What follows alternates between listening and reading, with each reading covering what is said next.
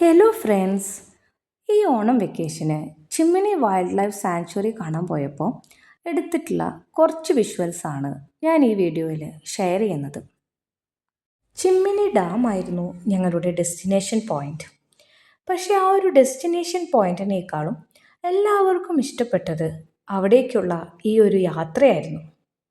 റോഡിൻ്റെ രണ്ടു വശത്തും തിങ്ങി നിറഞ്ഞ റബ്ബർ മരങ്ങളായിരുന്നു.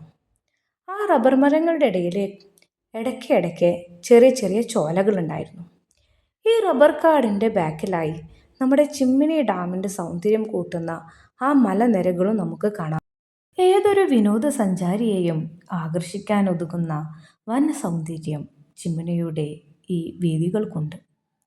ചിലയിടങ്ങളിൽ യാത്രക്കാർ അവരുടെ വാഹനങ്ങൾ നിർത്തി ഈ റബ്ബർ കാടുകൾ വിസിറ്റ് ചെയ്യാനും അവിടെയുള്ള ചോലകൾ കാണാനും പോകുന്നുണ്ട്. ചിമ്മിനി ഡാമിൻ്റെ മുകളിൽ നിന്നുള്ള മനോഹര ദൃശ്യമാണ് നാം ഇപ്പോൾ കാണുന്നത്. മേഘാവൃതമായ ആകാശവും അതിനു താഴെയുള്ള മലനിരകളും കുറുമാലിപ്പുഴയും ഡാമിൻ്റെ ഭിത്തിയും എല്ലാം കണ്ണിന് കുളിർമയുള്ള നല്ല കാഴ്ചകളാണ്. തൃശ്ശൂർ ജില്ലയിലെ ഏറ്റവും വലിയ ഡാമാണ് ചിമ്മിനി ഡാം. 1975 ചിമ്മിനി ഡാമിൻ്റെ പ്രവർത്തനങ്ങൾ ആരംഭിക്കുന്നത്. 1996 പണിയെല്ലാം പൂർത്തീകരിച്ച് ഡാം വിനോദസഞ്ചാരത്തിനായി നൽകിയത്. ചിമ്മിനി വൈൽഡ് ലൈഫ് സാങ്ച്വറിയും ഈ ഡാമിൻ്റെ അടുത്തു തന്നെയാണ് പ്രവർത്തിക്കുന്നത്. നെല്ലിയാമ്പതി മലനിരകളുടെ ഒരു ശാഖ തന്നെയാണ് ഇവിടെ കാണുന്ന മലയും. ഗലം ഡാമും പറമ്പിക്കുളം വന്യജീവി സങ്കേതവുമായി ചിമ്മിനി ഡാം തൻ്റെ അതിർത്തി പങ്കിടുന്നുണ്ട്. പലതരത്തിലുള്ള വിനോദസഞ്ചാര മാർഗങ്ങൾ ഇവിടെ ഉണ്ടെങ്കിലും അതിലെ ഏറ്റവും പ്രധാനപ്പെട്ടതാണ് കൊട്ടവഞ്ചി സവാരി. ഡാമിൻ്റെ ഈ ഒരു കരയിൽ നിന്ന് അപ്പുറത്തെ കരയിലേക്കാണ് കൊട്ടവഞ്ചിയിൽ നമ്മൾ യാത്ര ചെയ്യുന്നത്. ഒരു വഞ്ചിക്ക് 400 രൂപയാണ് ഫീസ് വരുന്നത്. 4 ആൾക്കാണ് ഒരേ സമയം ഈ ഒരു വഞ്ചിയിൽ കയറാൻ സാധിക്കുന്നത്. 1 മണിക്കൂർ മുതൽ 1.5 മണിക്കൂർ വരെയാണ് അവർ അനുവദിക്കുന്ന സമയം. നമ്മൾ അവിടെ പോയി തിരിച്ചു വരുന്ന ആ ഒരു സമയമാണ് അവരതിനു വേണ്ടി കൺസിഡർ ചെയ്യുന്നത്. തിരിച്ചു വരുമ്പോൾ നമുക്ക് ഈ വഞ്ചിയെ കറക്കാം. അതിൻ്റെ സ്പീഡ് എത്ര വേണമെന്നുള്ളത് അതിലിരിക്കുന്ന പേഴ്സൺസാണ് ഡിസൈഡ് ചെയ്യുന്നത്. വൈകിട്ട് 5 മണി വരെയാണ് ഈ ഒരു കൊട്ടവഞ്ചി സവാരി അവിടെയുള്ളത്. 6 മണി ആവുന്നതോടുകൂടി അത് കംപ്ലീറ്റ് സ്റ്റോപ്പാവും.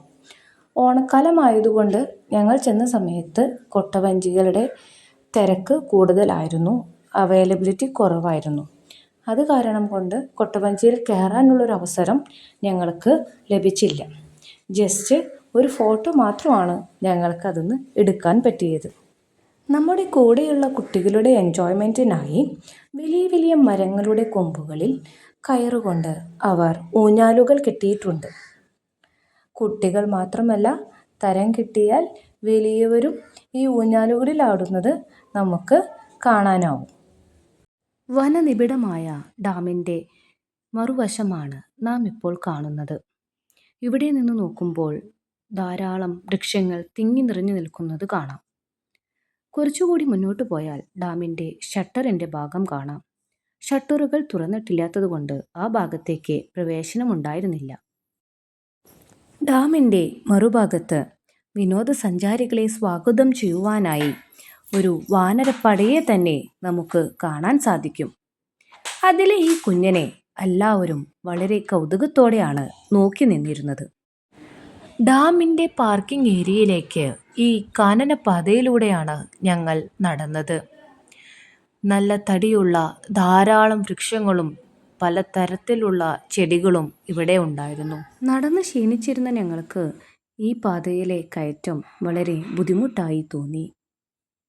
വരുന്ന വഴിയിലെ ഈ ഒരു പുഴയിലെ നീരാട്ടോടുകൂടി ഞങ്ങളുടെ ഈ യാത്ര ഞങ്ങൾ അവസാനിപ്പിച്ചു. തിരികെ വീട്ടിലേക്ക്. നന്ദി.